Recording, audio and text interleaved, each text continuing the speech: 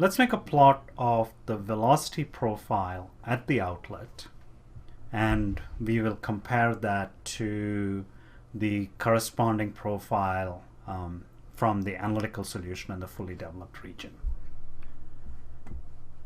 Now, I have an outlet entity here, and to see what that is, I can select it over here, and let me deselect the velocity vectors. Okay, and I can click on Z, or I can just type Z to get the full view. And if I zoom in here, I basically want to extract the axial velocity along here and plot it versus radial distance. I can't use this particular location though, because that comes in as a surface into CFD pose. So if I go to the isometric view and zoom in here, you see that outlet, it comes in as a surface. So I have to create, a line corresponding to the outlet.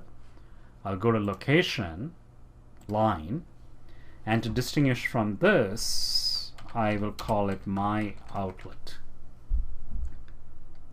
Okay, I'm going to have this at the outlet, so the axial location is 3, and this is at the axis. The second point, the axial location is at 3, and the radial location is 0.1. And I'll get greedy and say number of samples is 100, with the recognition that the underlying mesh is much coarser than that.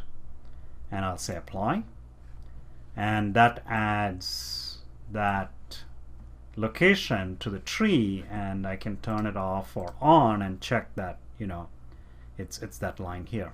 So let's extract the axial velocity along that line and make a plot. To do that, select chart and give it an appropriate name. I'll call it velocity profile. Okay. And under the data series tab and location, you will see that I can just select my outlet.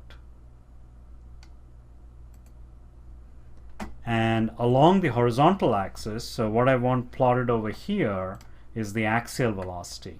Okay, so that's the axial velocity. And along the vertical axis, I want to plot the radial distance, which is called y. We call it r in the pre-analysis. In the tool, it's called y. So select that and say apply. And that gives me the parabolic velocity profile.